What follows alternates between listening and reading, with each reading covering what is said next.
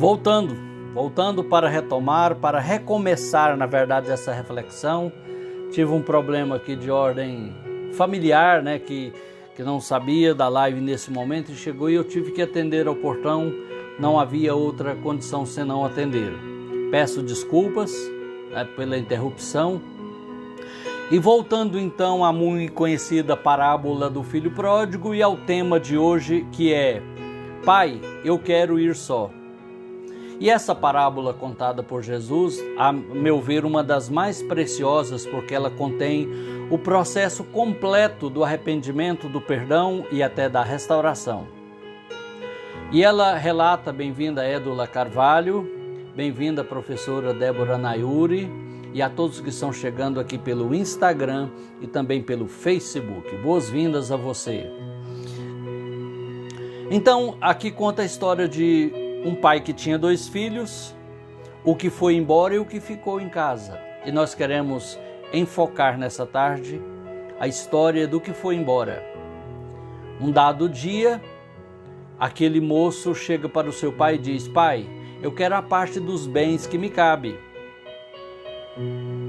E eu penso que o pai não entregou sem tentar dissuadi-lo, argumentá-lo, porque era um pai amoroso. No entanto, respeitou sua maioridade, seu livre-arbítrio, sua escolha, sua opção de vida.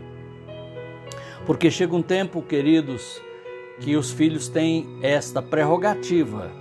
E nós temos então a primeira infância, a segunda infância, a pré-adolescência, a adolescência e uma parte da juventude para inculcar em nossos filhos os melhores conselhos, ensinamentos e exemplos que pudermos. Depois disso, eles terão a prerrogativa da escolha, da maioridade e de tomar a sua vida em suas mãos. Embora, como pais amorosos, podemos continuar aconselhando, orientando e até repreendendo, né, irmã Marinete Fraga Canedo Martins? Mas eles vão fazer, na verdade, é o que eles querem fazer. E o que aquele moço queria? Ele queria ficar longe do pai, porque tudo mais que ele quisesse, ele já tinha. Um pai rico, onde havia fartura até para os empregados, um pai justo que tratava bem seus criados, um pai amoroso.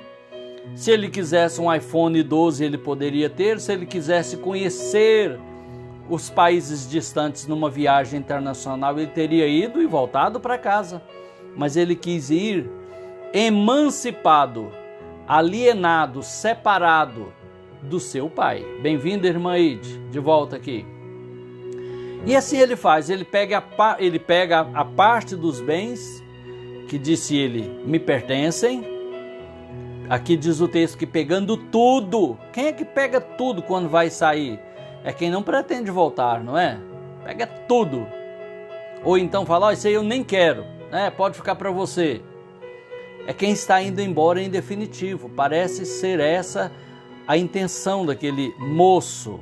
Ir embora para não voltar, para ter uma autonomia, uma emancipação completa, radical. E ele vai.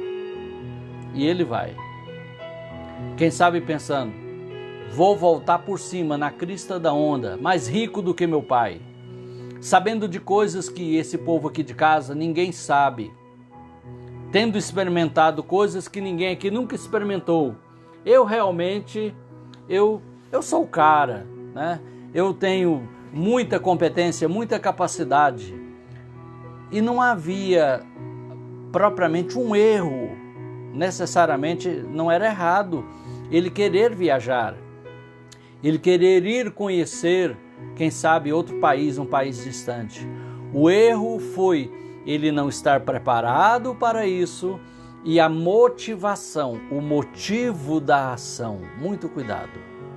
O motivo da ação é onde pode estar encobertos os piores erros da nossa vida. Na motivação, o motivo da ação. E o motivo da ação daquele moço fica claro nos fatos, nas atitudes dele. Emancipação. Pai, eu quero ir só. Eu quero estar longe do meu pai, longe da casa do meu pai. trazida para o lado humanista. É como alguém hoje fala assim: não quero conselho de Bíblia, conselho de igreja, de pastor, de religião alguma, de fé alguma. Eu quero andar à luz da razão, à luz da ciência, à luz da lógica humana, à luz das filosofias mundanas que não me impõem nenhum encargo étnico, ético, né? Vamos colocar aqui carregador na transmissão do Instagram. Está descarregando de novo, né? A bateria já não está tão boa. Mansara Melgaço, boas-vindas. Boas-vindas. Irmã Tereza Ferreira, também boas-vindas. Aí em Ponta Grossa, Paraná. Muito bem. Voltando ao moço que saiu de casa, ao moço que disse com suas atitudes que não queria mais a presença, a companhia do pai. Isso nos remete àquela experiência muito comum, muito comum, de pessoas que querem uma vida sem compromisso. Sem compromisso com o evangelho, sem compromisso com a sua igreja local, sem compromisso com os valores bíblicos, os valores cristãos, porque querem aproveitar, usufruir na carne tudo aquilo que o mundo, que o diabo oferece. Mas, no entanto, querem os recursos do pai. Aquele moço não tinha gerado nada. O que ele disse, a parte que me cabe, na verdade era do pai. Foi o pai que gerou aquela riqueza com anos de trabalho, quem sabe com uma herança administrada. Mas o fato é que o que uma pessoa de 10, 12, 15, 18 anos já gerou na vida de riquezas? Coisa alguma. Ele queria aquilo que alguém gerou. E é também o que as pessoas querem. A saúde que Deus dá, a vida que Deus dá, a inteligência que Deus deu, os estudos, a capacidade de se preparar para gastar para si mesmo e não retornar nada para o reino de Deus, para o povo de Deus. Esquecendo de onde veio, aquilo que tem e aquilo que é. Mas ele vai. O pai respeita a sua decisão e ele vai para o país distante. E diz o texto que lá no país distante, ele dissipou todos os seus bens vivendo dissolutamente. Quer dizer, uma vida devassa, uma vida de farra, de noitadas, de festas, de orgias, de coisas ilícitas diante da palavra de Deus, mas que o dinheiro lhe proporcionava. Porque o dinheiro proporciona isso.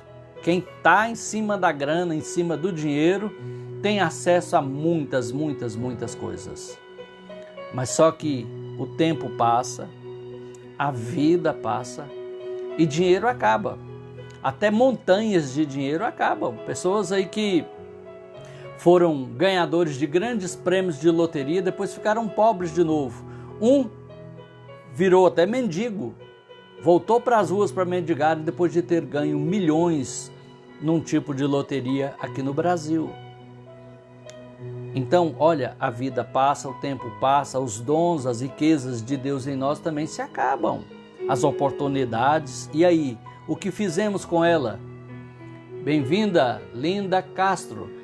Eu me confundi, Linda Castro não é daqui de Goiânia, aliás, mas não está aqui em Goiânia, está na Espanha, não é isso?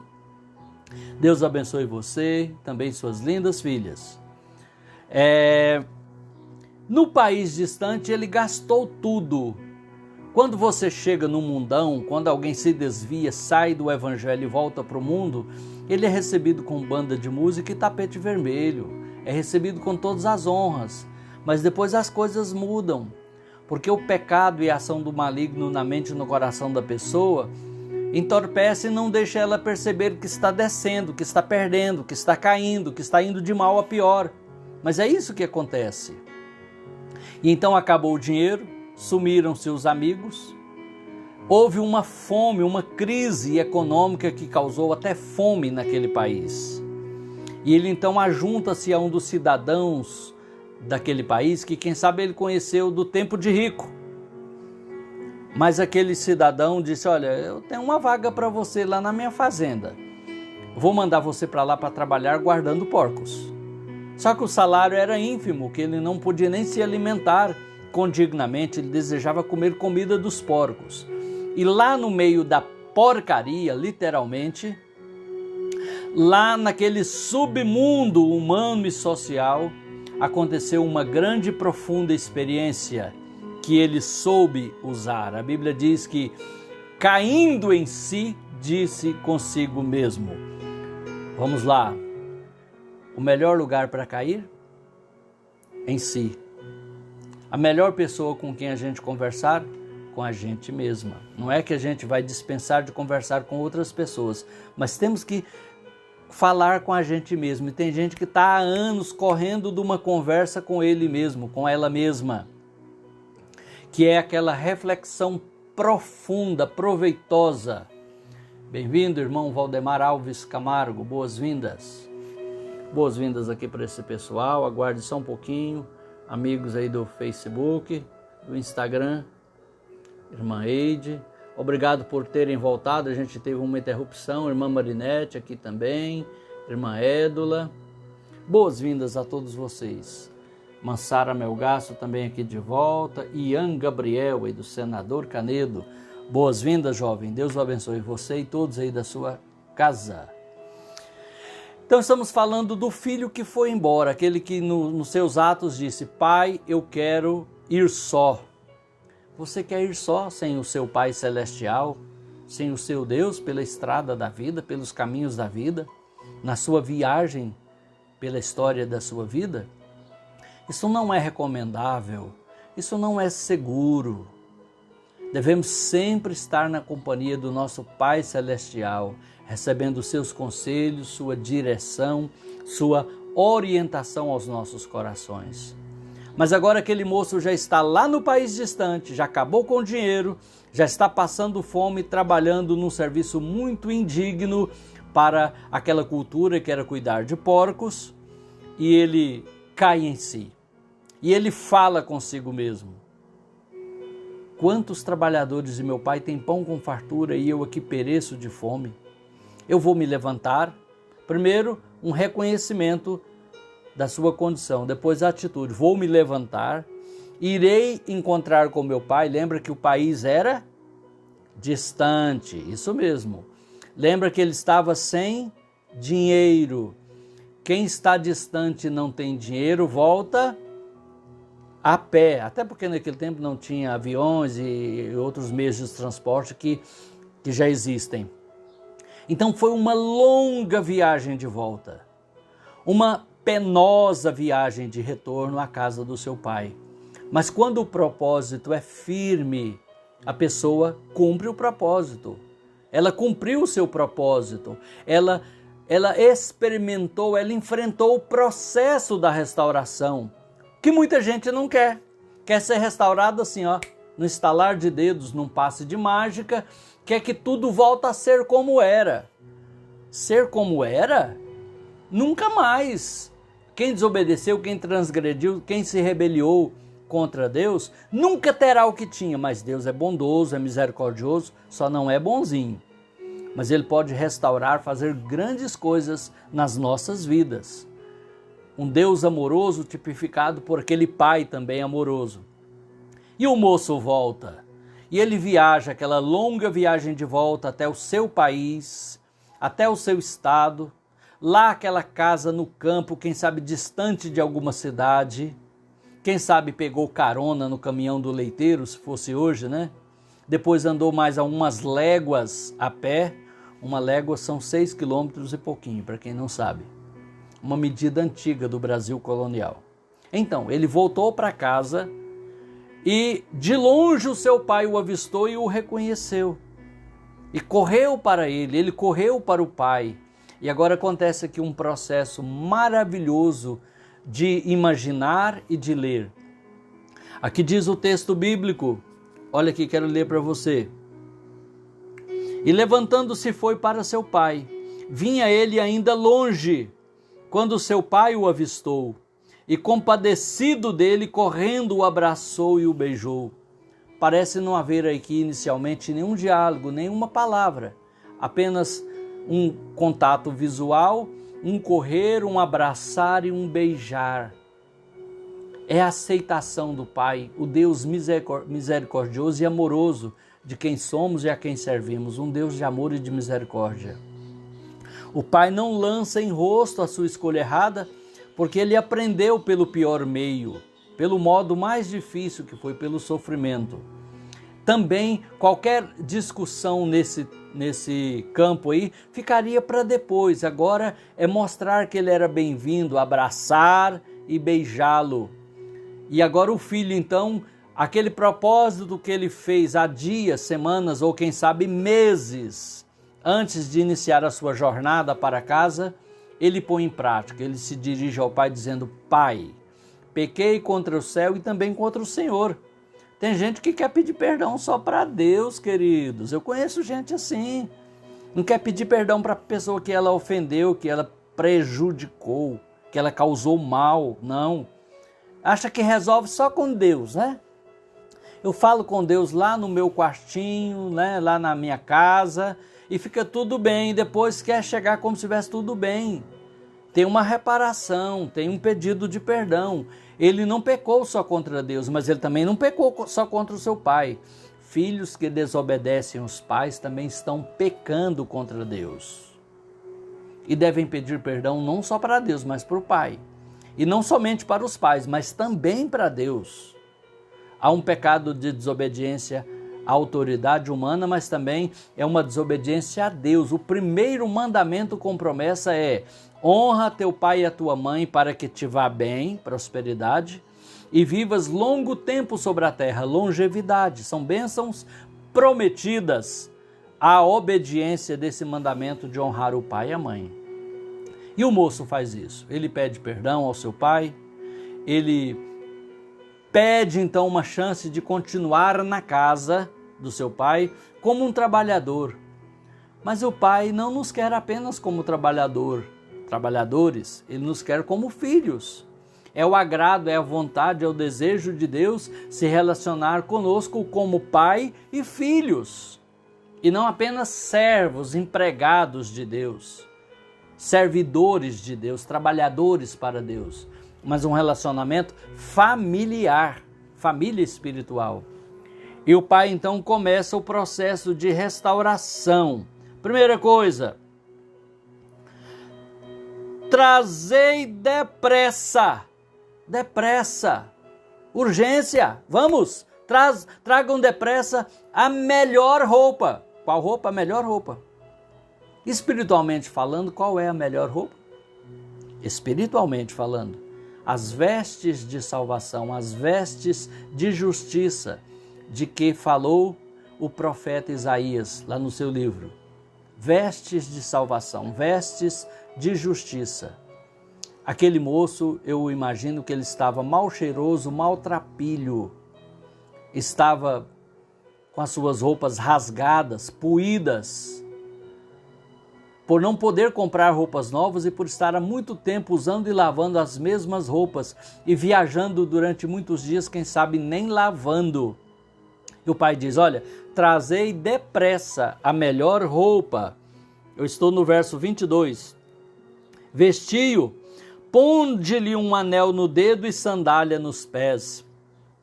Anel era o símbolo da família. Sandália nos pés, conforto. Que mais? Trazei também e matai não é um entre muitos, mas o, artigo definido, o novilho cevado, o bezerro cevado, que eu imagino que ficava ali como uma reserva estratégica. Em tempos que não havia geladeira, chegou uma visita ilustre, ou no caso, para o próprio filho a quem o pai aguardava desde que foi embora. Matai o novilho cevado. Bom, resumindo, eles fizeram aquilo que a gente não faz há muito tempo, né? Um churrasco. E pelo jeito aí não tá fácil fazer não, né, meus amigos? Com a carne bovina no preço, né, lá no teto como está aí, tá difícil. Mas eles mataram o novilho cevado e fizeram uma festa e começaram a cantar, a banquetear, a se alegrar. E aí? Onde é melhor? Junto com o pai ou longe do pai? Na casa do pai tem regras, tem limites, mas tem conforto, tem segurança. um conforto e uma segurança perene, que permanece, que continua. Aquela segurança, o conselho, as vistas do Pai sobre nós. Se nessa tarde, ou noite, ou manhã, que hora for do dia que você estiver vendo esse vídeo, se você, por uma ou outra causa, não vou dizer razão, não há razão, mas causa, você se afastou da casa do Pai, no seu relacionamento com Deus, com a igreja local, com a comunhão com Deus, com as orações, com a leitura bíblica, com o compromisso interior com Deus e com sua palavra, eu quero nessa tarde te convidar a voltar. Aí mesmo onde você está agora, tome essa decisão. Tudo começa com uma decisão. E tomada essa decisão, você ore comigo agora. Depois dessas palavras, eu vou orar com você, voltando. O Pai te aguarda, o Pai te espera. Ele está olhando no caminho para ver você apontar, aparecer no caminho, para Ele correr para você e te abraçar e te beijar, dizendo que te aceita de volta, sem qualquer outra pré-condição, apenas que você volte. Agora, é claro, no processo da restauração tem que haver arrependimento sincero, reconhecimento do erro, pedido de perdão a Deus. Mas isso você faz e o Espírito Santo te ajuda. Eu gostaria então, nesta hora, de orar com você. Quero convidá-la a orar comigo nessa hora, voltando a Cristo, voltando a Jesus, voltando aos braços do Pai. Não apenas para voltar, fazer uma refeição e ir embora de novo, mas para ficar na casa, para ser beneficiado, abençoado pela presença, pela companhia do Pai Celestial na sua vida, com seus conselhos, com sua sabedoria, para você viver melhor. Bem-vinda, Julian. Deus abençoe, filha. Boas-vindas. Vamos orar ao Senhor Deus nessa hora? Nessa hora de oração, eu quero pedir as orações de todos em favor da saúde do meu filho Jonathan, que está enfermo, está passando por exames para chegar a um diagnóstico, e eu gostaria de poder contar com as suas orações em favor dele. Também dizer aos que ajudaram na rifa para ajudar a Suzy na França, que na semana que vem estaremos dando o resultado daquela rifa, ok? Deus abençoe você. Vamos orar? Querido Pai Celestial, ajuda agora, Senhor, aqueles que estão voltando, estão retornando aos Teus braços, a Tua casa, a Tua presença, a Tua comunhão. Recebe-os de volta agora, Senhor, nos Teus braços amorosos de perdão, de amor e de misericórdia. Provê, Senhor, na vida deles a restituição, o calçado espiritual, a roupa espiritual, o anel espiritual, a comida espiritual, aquilo que seus corações precisam para sentir o conforto, o abraço, o amor, a misericórdia do Senhor sobre eles, demonstrando com tudo isso o Teu perdão, a Tua graça sobre eles, ó Deus. E eu oro pela saúde do Jonathan. Ajuda, Senhor, a sua saúde, ajuda o tratamento, que os exames sejam precisos, os medicamentos sejam eficazes, os médicos possam, Senhor, detectar e ele venha a ser curado, restaurado. Para não dizer que o Senhor também pode restaurá-lo apenas com uma palavra de ordem desde o Teu trono. O Teu poder é o mesmo ontem, hoje e sempre, não mudou.